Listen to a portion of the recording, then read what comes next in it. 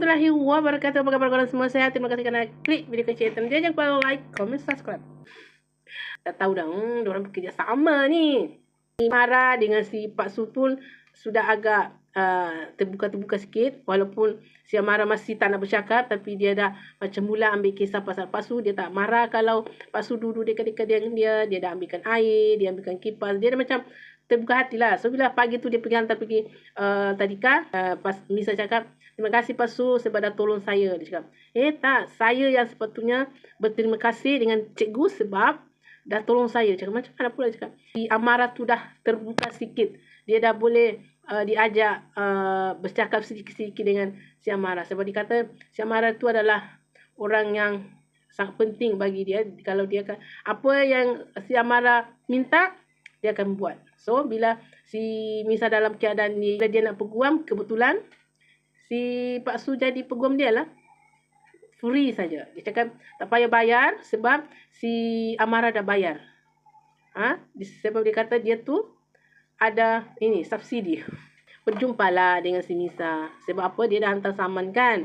So dia jumpa si Misa tau. Dia jumpa si Misa tu bukan untuk minta maaf ke apa ke.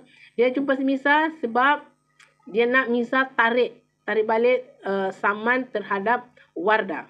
Kekasih hatinya. Pelempang. Si Wardah. Jadi yang kelakarnya tu bila si Misa tarik saman tu, si Wafi pun tak jadilah dia menuntut untuk berpoligami. Dan endingnya semalam si Wafi ni action dia pelempang weh. Dia punya menangis. Tolonglah kembali dengan mak. Dia menangis sedih air mata buaya dia tu. InsyaAllah sakuan kedua betul. Dia menangis dengan dia pemisah. Dia minta maaf. Dia bagi bunga bagai. Pelempang lah dia tu. Lepas tu bila si Misa dah macam cair lah. Bila dia tengok si Wafi ni menangis macam serius sangat. Tapi di dalam kereta tu si Wardah ada weh. Misa kata dia tak si Wardah ada. Lepas tu cakap macam mana? Jangan bagi tu siapa. Cakap semua berjalan dengan lancar. Sudah izinkan?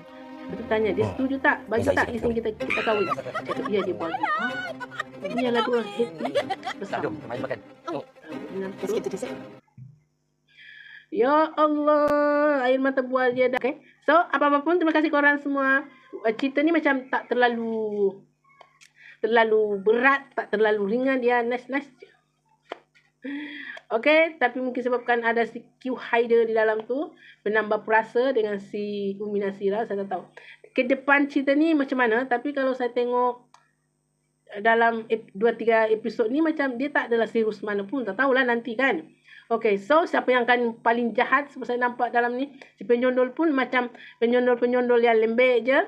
Dengan mak mertua si Misa yang walaupun dia mulut dia kejam, tapi tengok muka dia bila kita pernah dengar nampak dia berlakon okey dengan watak yang baik. So kita nampak dia jahat pun macam tak berapa jahat.